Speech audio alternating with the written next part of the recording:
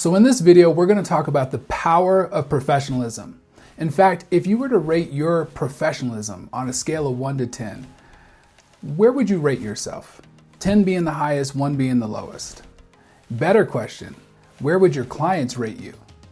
You know, the other day I was driving by a home that's for sale and I saw 2 cars pull up. One car had several people that came out and the other car had one person that came out. And based on how they were all dressed, I couldn't figure out who the real estate agent was and who the customer was. And it wasn't until one of the people pulled out some paperwork when I realized, oh, okay, that's the real estate agent. The interesting thing about that is that's kind of the world that we live in here in the United States, right? There's been a trend towards people just kind of bringing their personal life to work, which is very different than it used to be. And I'm not here to judge, that is what it is. But what I am here to do is spot the opportunity. In marketing, there's a principle that says you want to differentiate yourself from your competition. And one of the ways to do that today is simply by being a professional.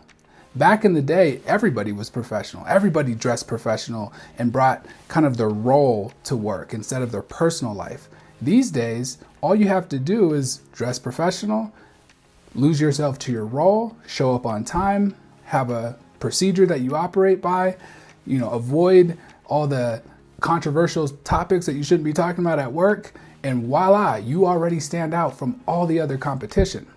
Now, I know there's some people out there who say, Ben, there's people out there who like me being my real self. There's kind of that trend towards, I like that he's authentic. I like that he's real.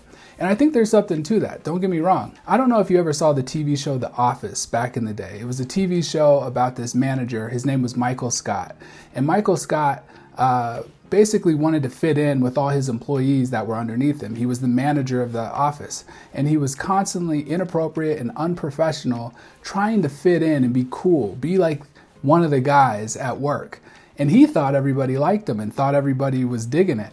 But secretly, everybody despised the fact that he was so unprofessional and inappropriate.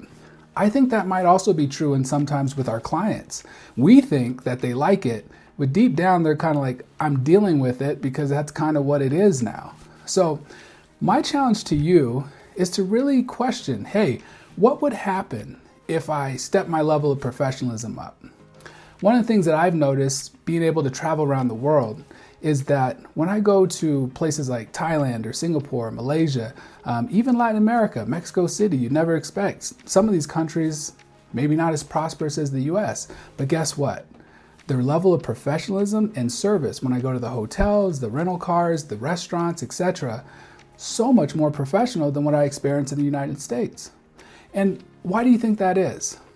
My hypothesis is in the US, we're a culture of kind of consumers, right? We want to be served more than we want to serve. We want to express ourselves and be ourselves. We don't want to lose ourselves to a job and be a stiff suit. So here in the US, it's more of a laid back society, and that is what it is. My challenge to you, though, is to really spot that opportunity. If everybody's doing one thing, what would happen if you did the other thing?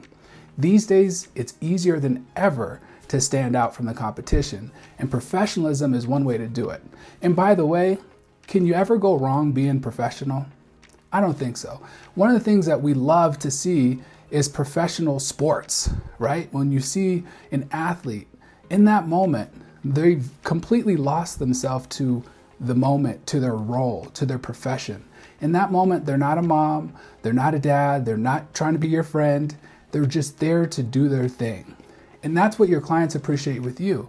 So even if you are working with a friend, they will appreciate that in that moment, you put that aside and you're there to serve them, not as a friend, but as a professional. So coming full circle back to that realtor I saw who was showing the home, dressed so casual that I couldn't even know the difference between him and the rest. I didn't see him as a professional. And guess what? Neither did the customer. If you want to stand out, be a pro.